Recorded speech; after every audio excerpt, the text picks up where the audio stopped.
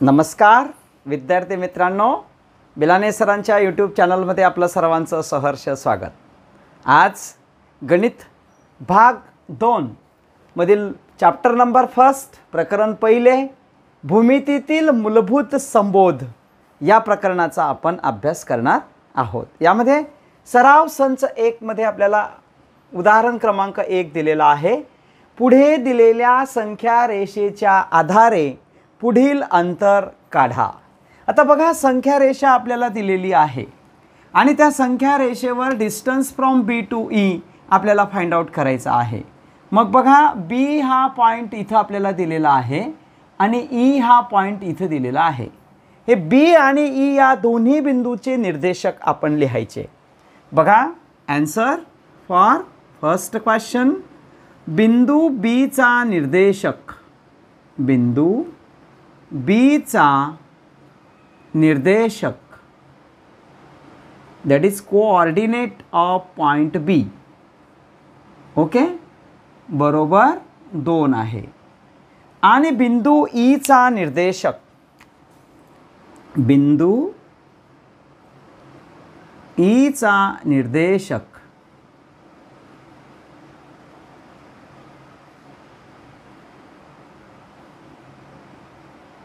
5 आहे, बरोबर। दोन बिंदूंमधील जर अंतर आपल्याला काढायचं असेल तर फॉर्म्युला लक्षात ठेवायचा। मोठा निर्देशक मधून छोटा निर्देशक वजा करायचा। The distance between any two points is obtained by subtracting the bigger number और बिगर कोऑर्डिनेट मायनस स्मॉलर कोऑर्डिनेट। तर बघा मग मित्रांनो, या ठिकाणी आपण सूत्राचा वापर करू। Distance from point B to E, distance from point B to E is equal to bigger number म्हणजे मोठा निर्देशक वजा छोटा निर्देशक।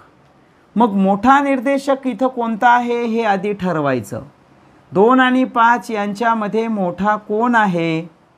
तर मोठा 5 आहे आणि म्हणून मोठा नंबर 5 इथं लिहायचा आणि छोटा नंबर इथं लिहायचा।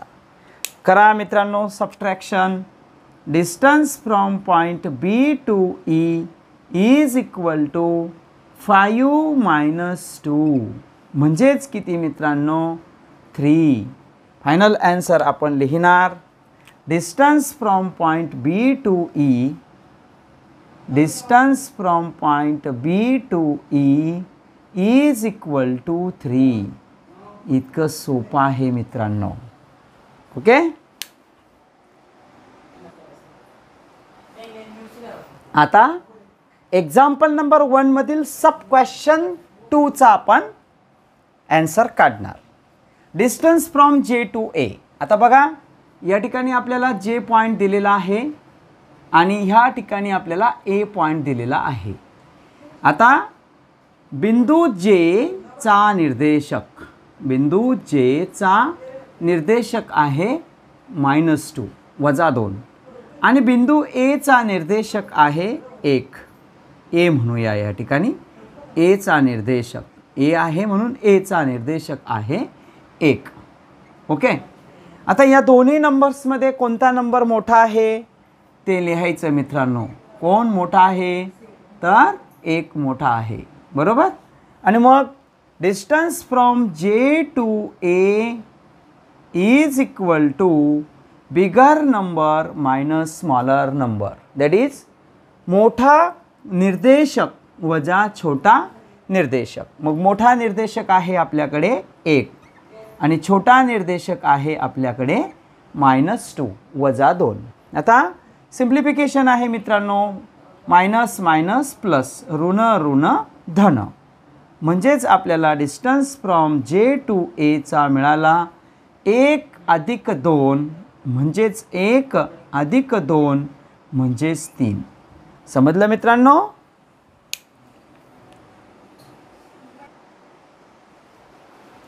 चला मित्रांनो, आता आपण सब क्वेश्चन 3 सॉल्व करणार। त्यामध्ये distance from P to C. म्हणजे बिंदू Pचा निर्देशक इथं आहे -4 आणि बिंदू Cचा निर्देशक C बघा इथं आहे 3. बरोबर. आता दोन बिंदूंमधील अंतर जर आपल्याला काढायचं असेल तर मोठा निर्देशक वजा छोटा निर्देशक. The distance between any 2 points is obtain bye subtracting the bigger number minus smaller number. Smaller number subtract करायचा फ्रॉम लार्जर नंबर मधून. मग बघा या ठिकाणी 3 आहे बिगर नंबर आणि -4 आहे स्मॉलर नंबर. 3 आहे या ठिकाणी बिगर नंबर. मग आपण या ठिकाणी P to C, P पासून C पर्यंत. चला मग या ठिकाणी बघा बिगर नंबर आहे 3 आणि स्मॉलर नंबर आहे -4. इथं मायनस सूत्रामध्ये मायनस साइन आहे मित्रांनो, लक्षात घ्या. बरोबर. मग मायनस मायनस हे होणार प्लस. म्हणजेच आपल्याला ह्या ठिकाणी आन्सर काय मिळालं बघा. P to C मिळालं 3 + 4 P पासून तर C पर्यंतचं अंतर. P to C इथपर्यंतचे जे डिस्टन्स आहे ते डिस्टन्स मिळालं आपल्याला 7 युनिट.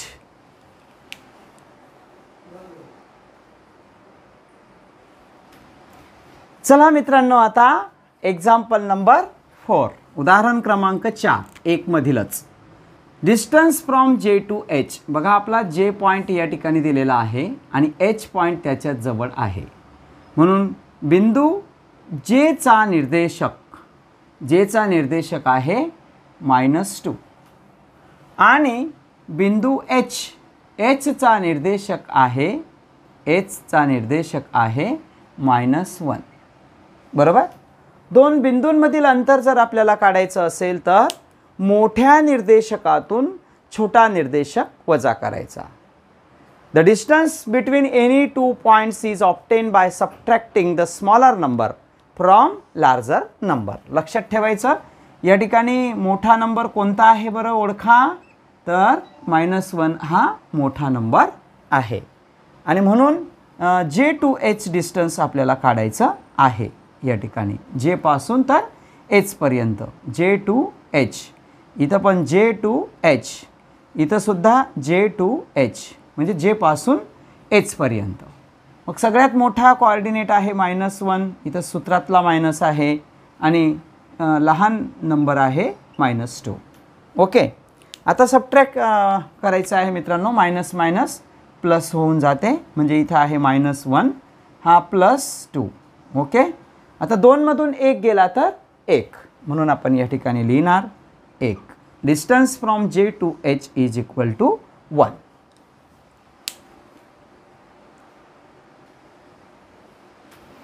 आता आपल्याला सब क्वेश्चन नंबर 5 सोडवायचा आहे. Distance from K to O. आता K चा निर्देशक बघूया आणि O चा निर्देशक बघूया. K चा निर्देशक बिंदू K चा निर्देशक आहे -3 आणि बिंदू O चा निर्देशक आहे 0. ओके. आणि मग यामध्ये दोन बिंदूंमधील अंतर जर आपल्याला काढायचं असेल तर मोठा निर्देशक वजा छोटा निर्देशक. त्याला इंग्लिशमध्ये म्हणतो the distance between any 2 points is obtain bye subtracting the smaller number from larger number. मग स्मॉलर नंबर आणि लार्जर नंबर तुम्हाला ह्या ठिकाणी ओळखायचा आहे. कोणता नंबर आहे तर 0 हा मोठा नंबर आहे आणि -3 हा छोटा नंबर आहे. Distance from K to O आपल्याला काढायचा आहे. K to O आणि K to O. बरोबर.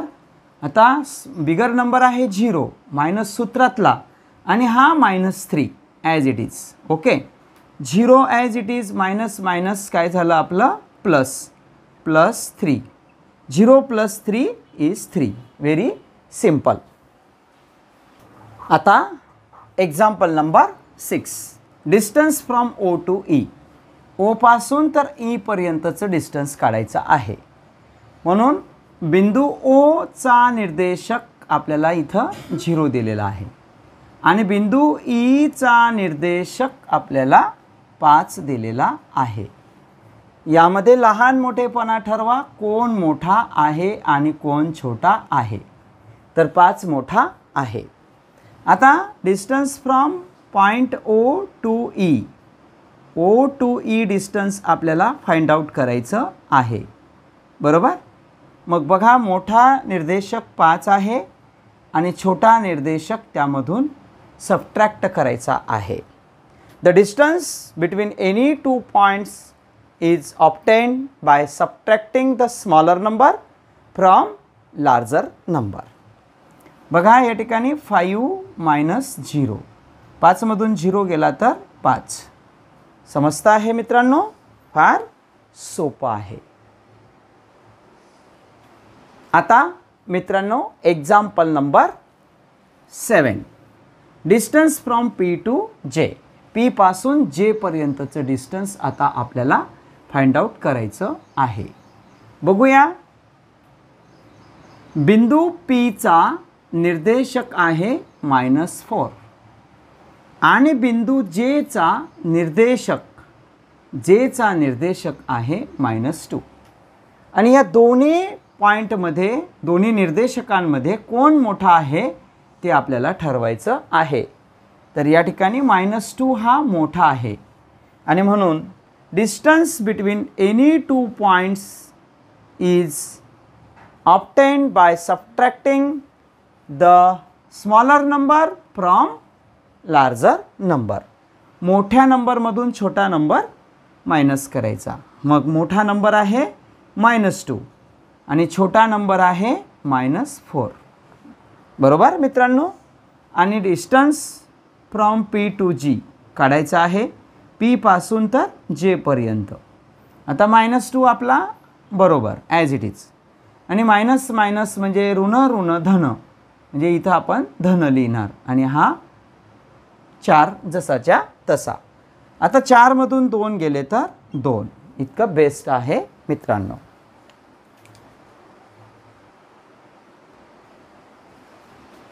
आता उदाहरण क्रमांक 8 बघा, डिस्टन्स फ्रॉम क्यू टू बी. आता क्यू पॉईंट इथं आहे आपला आणि त्याच्यापासून बी पर्यंत म्हणजे इथपर्यंत, म्हणजे क्यूचा निर्देशक आपण लिहिणार, क्यूचा निर्देशक -5 आणि बीचा निर्देशक आहे इथं 2. आता 2 बिंदूंमधील अंतर जर आपल्याला काढायचं असेल तर मोठा निर्देशक वजा छोटा निर्देशक. मग या ठिकाणी छोटा आणि मोठा कोण आहे हे आधी ठरवावं लागेल. तर -2 हा मोठा आहे -5 पेक्षा. आणि मग distance from point Q to B आपल्याला फाइंड आउट करायचं आहे, क्यू पासून तर बी पर्यंत. बरोबर. तर मोठा निर्देशक आहे 2, त्याच्यामधून छोटा निर्देशक वजा करायचा. हा 2 जसाच्या तसा लिहिणार, ऋण ऋण धन आणि हा 5 जसाच्या तसा. 5 आणि 2 किती झाले? 7. आता उदाहरण क्रमांक 2.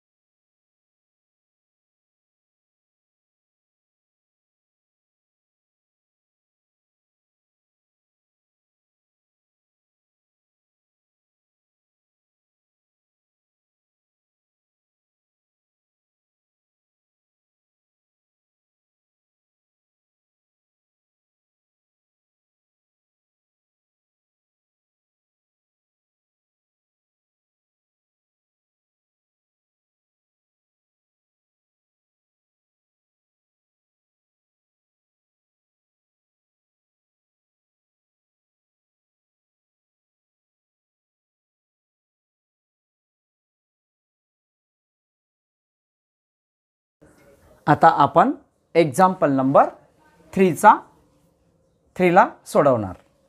पुढे दिलेल्या माहितीवरून कोणता बिंदू इतर दोन बिंदूंच्या दरम्यान आहे ते ठरवा.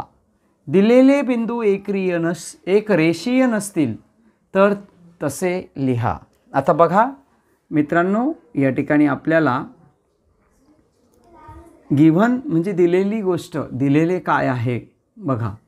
Distance from P to R बरोबर 7 आणि दुसरं डिस्टन्स दिलेलं आहे distance from Q to R बरोबर 3 आणि तिसरं डिस्टन्स दिलेलं आहे distance from P to Q बरोबर 10. हे आपल्याला दिलेले आहे आणि म्हणून आपण या ठिकाणी लिहिणार दिलेले आहे. गिवन दिलेले आहे. आता यानंतर या दोघांमध्ये जो सगळ्यात मोठा नंबर आहे तो हा, बरोबर. त्याला जसंच्या तसं लिहा. जसंच्या तसं लिहिणार आपण. Distance from point P to Q is equal to 10. Distance P ते Q मधील अंतर आपल्याला दिलेलं आहे. याला समीकरण नंबर 1 म्हणूया. त्यानंतर बघा या ठिकाणी हे दोन distance from P to R अधिक distance from Q to R आपल्याला दिलेला आहे. P to R 7 आहे, 7 आहे आणि Q पासून R पर्यंतचं अंतर 3 आहे. म्हणजेच फायनली आन्सर आपल्याला काय मिळालं नीट लक्षात घ्या. ट्राय टू अंडरस्टँड मित्रांनो. Distance from point P to R plus distance from point Q to R is equal to 10. बरोबर. यांची दोघांची बेरीज 10. याला इक्वेशन नंबर म्हणजे समीकरण नंबर 2 म्हणा. आणि समीकरण 1 आणि 2चं निरीक्षण करा. समीकरण 1 आणि 2 वरून करा निरीक्षण. काय दिसतं आहे तुम्हाला? हां, तर बघा इक्वेशन 1ची RHS 10 आहे. तीच इक्वेशन 2ची RHS सुद्धा 10 आहे आणि म्हणून आपल्याला म्हणता येईल LHS म्हणजे डावी बाजू इक्वेशन 1ची आणि डावी बाजू इक्वेशन 2ची सारख्या आहेत. म्हणून आपल्याला या ठिकाणी लिहिता येईल distance from point P to Q is equal to distance from point P to R plus distance from point Q to R. Okay, हे आपल्याला मिळालं. यावरून आपल्याला असं म्हणता येईल की जो दिलेला जो पॉइंट आहे PQ हा जो सेगमेंट आहे यावरून आपल्याला असं म्हणता येईल की पॉइंट जो R आहे हा R म्हणून बिंदू R हा बिंदू P आणि Q यांच्या दरम्यान आहे. बिंदू P आणि बिंदू Q यांच्या दरम्यान आहे. म्हणजे आपल्याला असं म्हणता येईल मित्रांनो की पॉइंट P आणि Q यांच्या दरम्यान R पॉइंट आहे. म्हणजे हे पॉइंट एक रेषीय आहेत असं म्हणता येईल. किंवा आपल्याला असं पण म्हणता येईल की जर हा Q इथं घेतला R आणि इथं P, ओके, असं आपल्याला म्हणता येईल.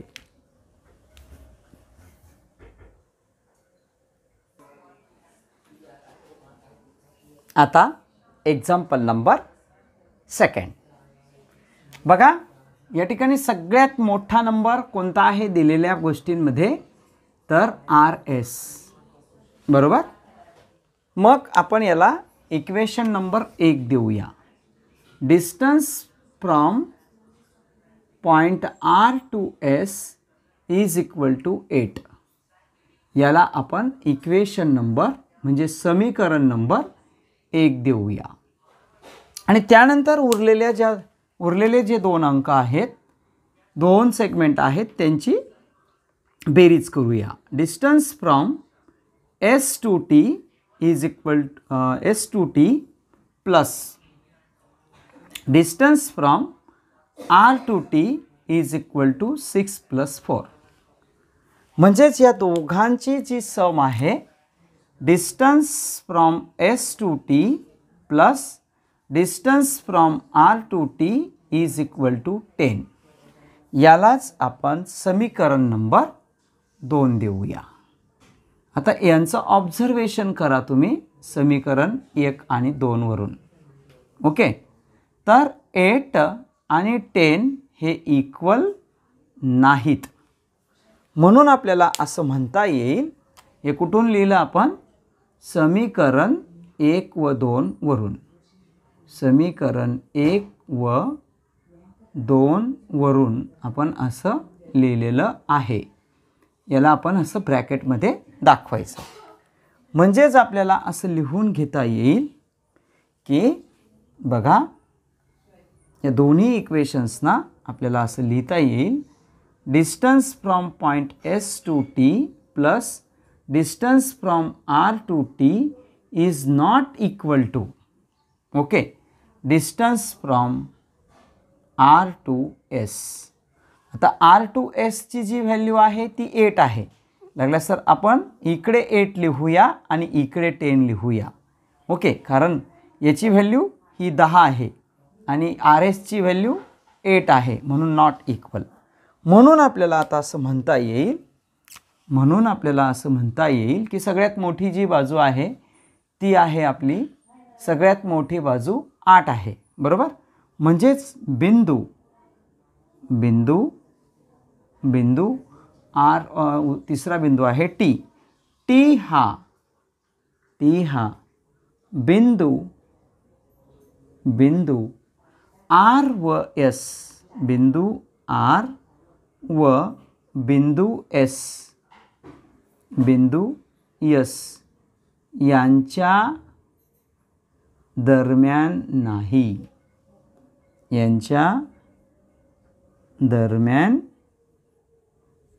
नाही, बरोबर नाही. अशा पद्धतीने किंवा असेच बिंदू R आणि S, बिंदू R आणि बिंदू S यांच्या बाबतीत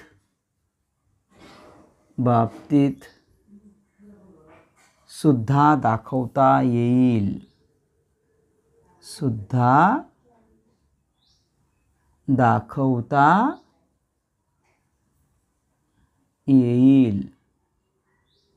म्हणून आपल्याला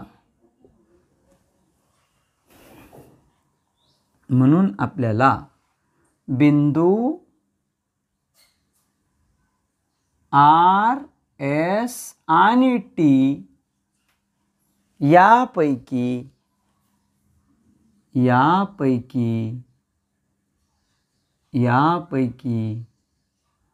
कोणताही बिंदू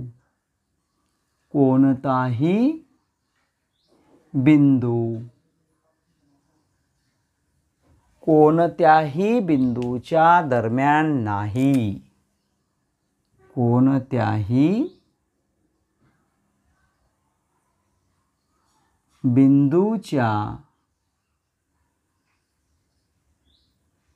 दरम्यान नाही.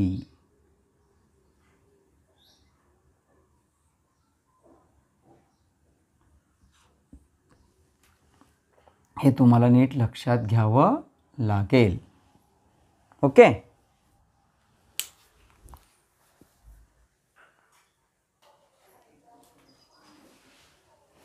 आता उदाहरण क्रमांक 3 सोडवू. या ठिकाणी आपल्याला दिलेल्या माहितीवरून कोणता बिंदू इतर दोन बिंदूंच्या दरम्यान आहे ते काढायचं आहे व दिलेले बिंदू एकरेषीय जर नसतील तर आपल्याला तसं लिहायचं आहे. मग इथं सगळ्यात मोठा जो रेषाखंड आहे तो हा आहे.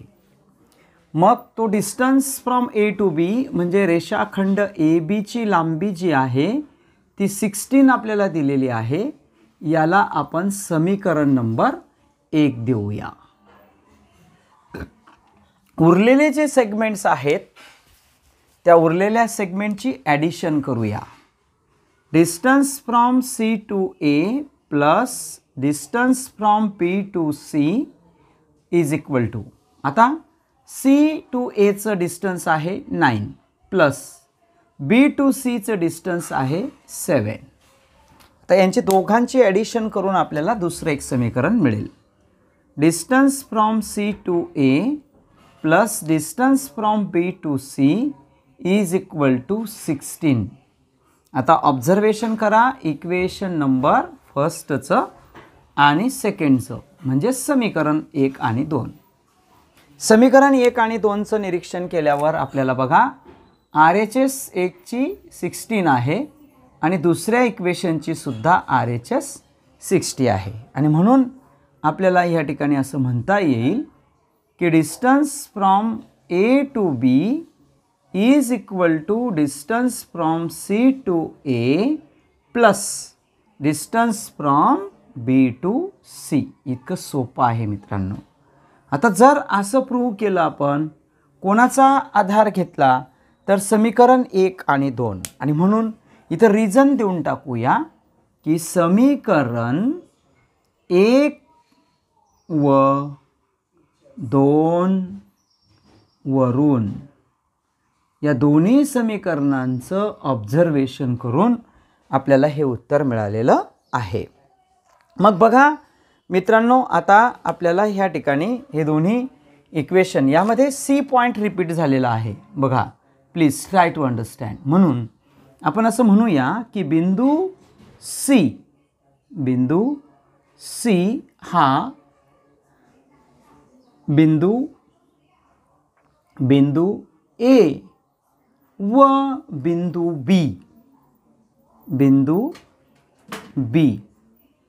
बी यांच्या दरम्यान आहे. यांच्या दरम्यान आहे. याला आपल्याला मॅथमॅटिकली असं पण मांडता येईल की सी हा बिंदू इतर दोन बिंदूंच्या दरम्यान आहे म्हणजे ए आणि बी यांच्या दरम्यान आहे.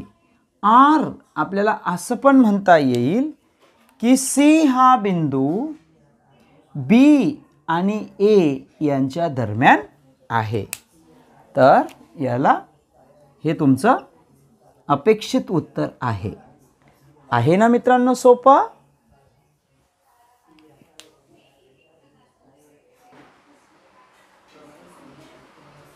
आता उदाहरण क्रमांक 4 बघा. इथं सगळ्यात मोठा अंक कोणता दिसत आहे 12 बरोबर. मग सगळ्यात मोठ्या अंकाला आपण समीकरण नंबर 1 देऊया. m2n याला आपण समीकरण नंबर 1 देऊया. समीकरण नंबर 1. उरलेले जे दोन सेगमेंट आहेत distance from L to M आणि distance from N to L यांची सम जर केली तर 11 + 8 येते.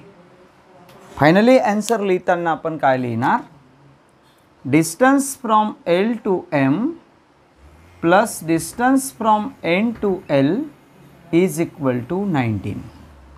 आता दोन्ही समीकरणांचं तुम्हाला निरीक्षण करायचं आहे मित्रांनो. समीकरण 1 आणि 2चं निरीक्षण करा. बघा समीकरण 1ची जी उजवी बाजू आहे ती आहे 12 आणि समीकरण 2ची उजवी बाजू आहे ती आहे 19.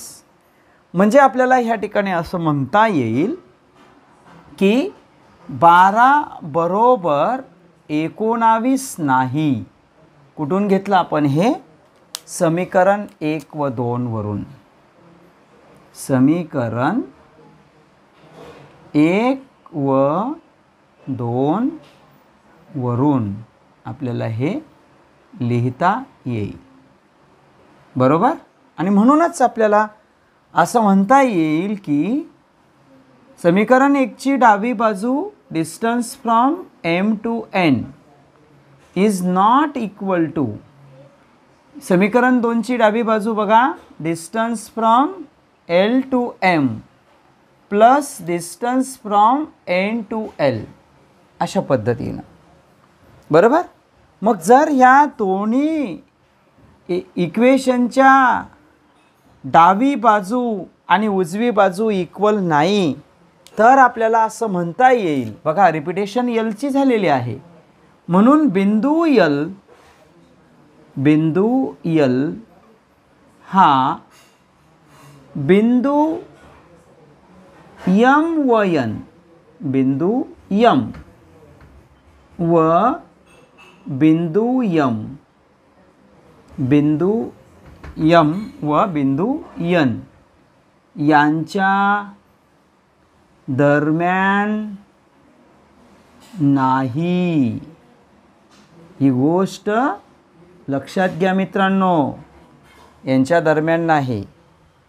असेच आपल्याला हेच म्हणूया किंवा असेच आपल्याला बिंदू यम व यन बिंदू यम व बिंदू यन यांच्या बाबत दाखवता येईल.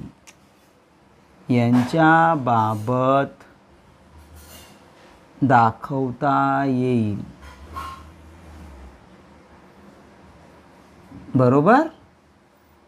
आणि म्हणून आपल्याला असं म्हणता येईल की इथं जो बिंदू आहे यल यम यन म्हणून बिंदू यल यम आणि यन हे कोणत्याही इतर बिंदूंच्या दरम्यान नाहीत.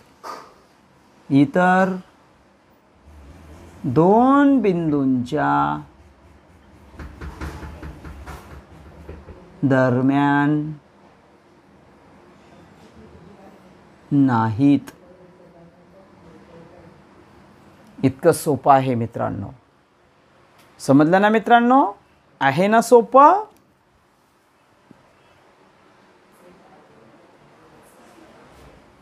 आता उदाहरण क्रमांक 5 सोडवू. Distance from x to y 15 आहे. Distance from y to z 7 आहे. Distance from x to z 8 आहे. सगळ्यात मोठा रेषाखंड ज्याचं माप 15 आहे त्याला आपण समीकरण नंबर 1 देऊया. Distance from x to y is equal to 15 याला आपण समीकरण नंबर 1 देऊया. समीकरण नंबर 1. ओके. उरलेले जे दोन रेषाखंड आहेत distance from y to z plus distance from x to z is equal to 7 plus 8. यांची दोघांची ॲडिशन करणार आपण आता. Distance from y to z plus distance from x to z is equal to 15 याला आपण समीकरण नंबर 2 देऊया. आणि या दोन्ही समीकरणांचं ऑब्झर्वेशन करा. 15 बरोबर 15 बघा. RHS पहिल्या इक्वेशनची आहे 15. दुसऱ्या इक्वेशनची RHS सुद्धा 15 म्हणजे 15 आहे. म्हणजेच RHS is equal to RHS. मग या ठिकाणी आपण लिहिणार की समीकरण 1 व 2 वरून असं म्हणता येईल आपल्याला या ठिकाणी distance from x to y is equal to distance from y to z plus distance from x to z. Okay, हे आपल्याला म्हणता येईल. आता इथे रिपिटेशन कोणाचं झालेलं आहे बघा, झेडचं. म्हणून बिंदू झेड हा बिंदू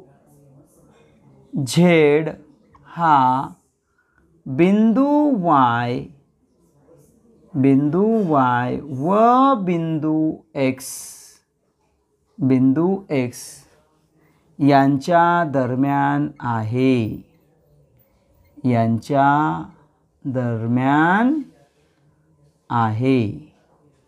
हेच आपल्याला बिंदू y आणि x यांच्या बाबतीतही दाखवता येईल. हेच आपल्याला बिंदू y आणि बिंदू x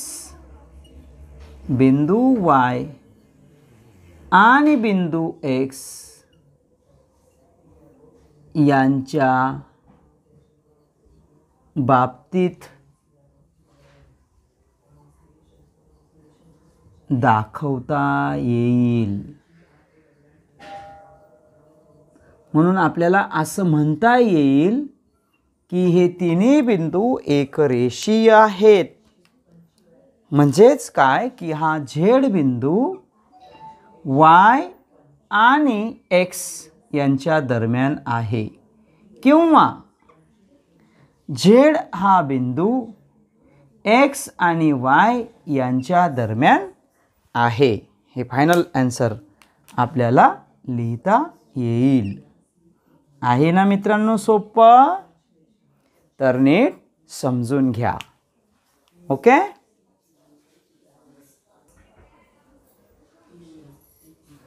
आता आपण उदाहरण 6 नंबरचं सोडवणार. सगळ्यात मोठा अंक 8 आहे. म्हणून या ठिकाणी distance from E to F is equal to 8. याला आपण समीकरण नंबर 1 देऊ आणि उरलेले जे सेगमेंट आहेत त्यांची बेरीज करू. Distance from D to E plus distance from D to F is equal to 5 plus 6. कारण DE ची व्हॅल्यू 5 आहे, DF ची व्हॅल्यू 6 आहे. आणि म्हणून आपल्याला ह्या ठिकाणी लिहिता येईल distance from D to E plus distance from D to F is equal to 11. Observation करा या दोन्ही समीकरणांचे. समीकरण 1 आणि 2चं ऑब्झर्वेशन केल्यावर, निरीक्षण केल्यावर असं लक्षात येतं की 1 ची RHS 8 आहे आणि 2 ची RHS ही 11 आहे. म्हणजेच 8 इज नॉट इक्वल टू 11. समीकरण 1 व 2 वरून आपण ह्या स्टेपला मांडलेलं आहे. आता आपल्याला असं पण मांडता येईल या ठिकाणी की distance from E to F is not equal to distance from D to E plus distance from D to F. बरोबर. आणि यावरूनच आपल्याला असं म्हणता येईल की पॉइंट जो रिपीट आलेला आहे या ठिकाणी बघा D रिपीट आलेला आहे. म्हणून बिंदू D हा बिंदू E व बिंदू F यांच्या दरम्यान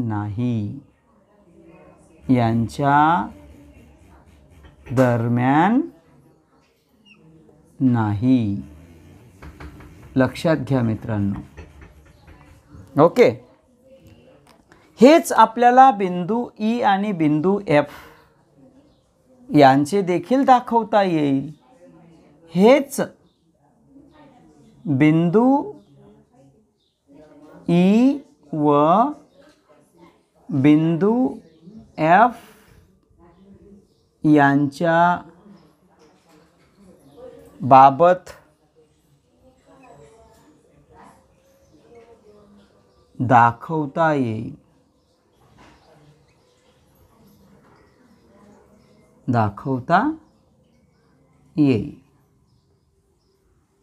म्हणून आपल्याला असं म्हणता येईल की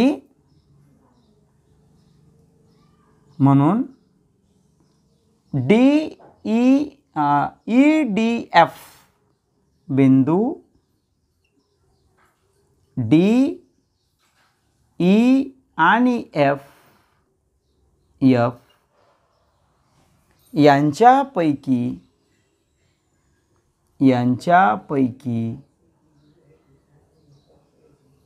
कोणताही बिंदू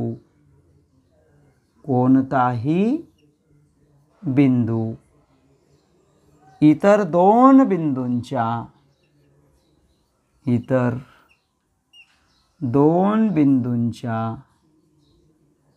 बिंदूंच्या दरम्यान नाही. म्हणून आपल्याला असं म्हणता येईल की दिलेले बिंदू एकरेषीय नाहीत. म्हणून दिलेले बिंदू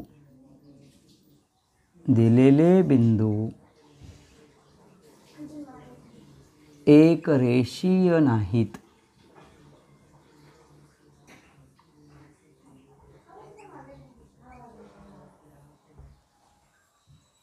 किती सोपं आहे मित्रांनो, फार सोपं आहे मित्रांनो. आता एक्झाम्पल नंबर 4 म्हणजे उदाहरण क्रमांक 4 आपण सोडवणार. काय दिलेलं आहे एक्झाम्पल नंबर 4 मध्ये बघा. एका संख्या रेषेवर ए बी सी हे 3 बिंदू असे आहेत की distance from A to C बरोबर 10, distance from C to B बरोबर 8, तर distance from A to B काढा. बरं, आता या दोन्ही रेषाखंडांमध्ये या ठिकाणी सगळ्यात मोठा ए सी आहे.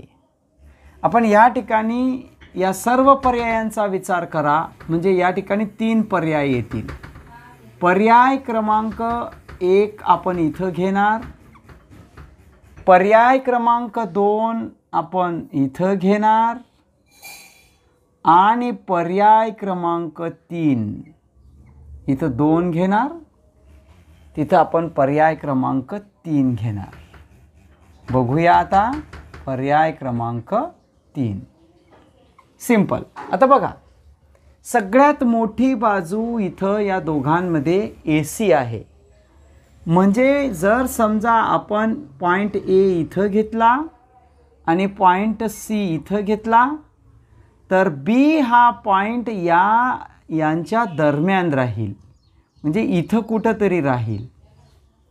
लक्षात घ्या, सीच्या आतमध्ये राहील. किंवा असं पण असू शकतं की दुसरी शक्यता, जर आपण ए पॉईंट इथं घेतला, सी पॉईंट इथं घेतला, तर बी पॉईंट या सीच्या RHSला म्हणजे उजव्या बाजूला राहील. म्हणजे समजा तो इथं राहील. लक्षात घ्या. तर बी हा पॉईंट LHSला म्हणजे लेफ्ट हँड साईडला सीच्या आणि RHSला पण असू शकतो. 3 पर्यायांमध्ये जर समजा आपण हा सी पॉईंट इथं घेतला, सगळ्यात मोठा, बरोबर, त्याच्यानंतर आपण ए पॉईंट घेऊया, म्हणजे सगळ्यात मोठी जी साईड आहे तिचा उलटा भाग घेऊ आपण. सी नंतर ए आणि ए नंतर मग उरलेला पार्ट बी, असं पण असू शकतं. शक्यता आहे. या ठिकाणी आपण असं कन्सिडर केलं की A B C are collinear.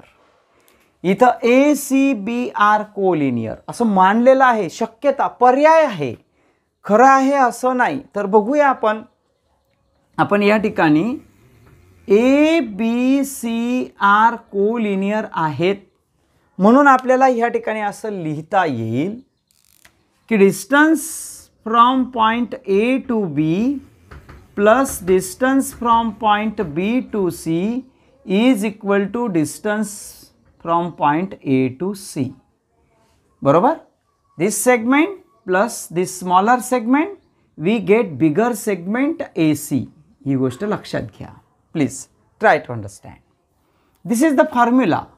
आणि आपण फॉर्म्युला म्हटला की काय करतो, पुटिंग द गिव्हन व्हॅल्यूज. हा फॉर्म्युला आपण यावरून शोधून काढलेला आहे. बरोबर. आणि म्हणून पुटिंग द गिव्हन व्हॅल्यूज. बघूया आपण ह्या ठिकाणी किमती टाकूया. Putting the given values. टाकूया व्हॅल्यूज. ए बीची व्हॅल्यू आपल्याला ह्या ठिकाणी दिलेली नाही, ती काढायची आहे. त्याला ॲज इट इज लिहिणार distance from A to B plus B to सीची व्हॅल्यू आहे बघा, बी टू सी आहे 8. C to B is nothing but B to C 8 is equal to A to C आहे 10. आता ह्या प्लस 8ला R H एसला शिफ्ट करा, तो होईल मायनस. म्हणजे distance from point A to B is equal to 10 minus 8. म्हणजेच distance from A to B is equal to 2. Please try to understand. या शक्यतेमध्ये बघा हा पर्याय क्रमांक 2 मध्ये सेम कन्सेप्ट. आपण काय केलं इथं, का म्हणून असं लिहिलं, ए सी बी आर कोलिनियर. आणि मग जर हे 3 पॉईंट्स कोलिनियर आहेत तर आपल्याला या पद्धतीनं फॉर्म्युला तयार करता येईल. This segment plus this smaller segment we get bigger segment. लहान तुकडा, लहान रेषाखंड अधिक लहान रेषाखंड बरोबर मोठा रेषाखंड. म्हणजेच distance from point A to C plus distance from point C to B is equal to distance from point A to B. This is the formula. आणि मग जर हा फॉर्म्युला आहे तर आपल्याला ह्या ठिकाणी putting the given values. Putting the given values. Okay. मग ए टू सी किती दिलेला आहे बघा आपल्याला इथं 10. ए टू सीची व्हॅल्यू लिहिणार आपण 10 प्लस सी टू बी आहे आपल्याकडे 8 is equal to A to B आपल्याला मिळून जाईल यांची ॲडिशन केल्यावर. म्हणजेच आपल्याला इथं मिळालेलं आहे 18 is equal to distance from point A to B. म्हणजेच फायनली आन्सर आपल्याला काय मिळालं लक्षात घ्या, distance from point A to B is equal to 18. लक्षात घ्या. Try to understand. आणि म्हणून आपल्याला ह्या ठिकाणी जे उत्तर आहे रिअलमध्ये distance from A to B, answer first असं पण असू शकतं, ही पण एक शक्यता आहे. आणि आन्सर सेकंड ही पण एक शक्यता आहे, हा पण एक पर्याय आहे. म्हणून आपण असं लिहू शकतो distance from A to B is equal to 18 or 2. लक्षात घ्या. 3 नंबरचा पर्याय बघा या ठिकाणी ए टू सी 10 आहे, म्हणजे एवढाच पार्ट हा 10 आहे. ओके. आणि सी टू बी, सी पासून तर बी पर्यंत हा पार्ट 8 आहे 8. आता हे शक्य आहे का की जो पॉइंट ए इन बिटवीन आहे सी आणि बीच्या, म्हणजे लहान सेगमेंटची किंमत 10 राहील आणि मोठ्या सेगमेंटची किंमत 8 राहील, हे शक्य आहे का नाही. म्हणजेच या ठिकाणी लक्षात घ्या 10 आणि 8 यांचा जर आपण विचार केला तर 10 ग्रेटर आहे. मग जर 10 ग्रेटर आहे तर 10 ही व्हॅल्यू ए सीची आहे आणि 8 ही व्हॅल्यू बी सीची आहे. आणि मग बी सी हा ए सी हा ग्रेटर राहील, परंतु हे शक्य नाही. परंतु हे शक्य नाही. शक्य नाही. म्हणून आपल्याला हा पर्याय स्वीकारता येणार नाही. का शक्य नाही? तर कारण लिहिणार आपण. कारण बिंदू ए हा बिंदू सी व बिंदू बी यांच्या दरम्यान आहे.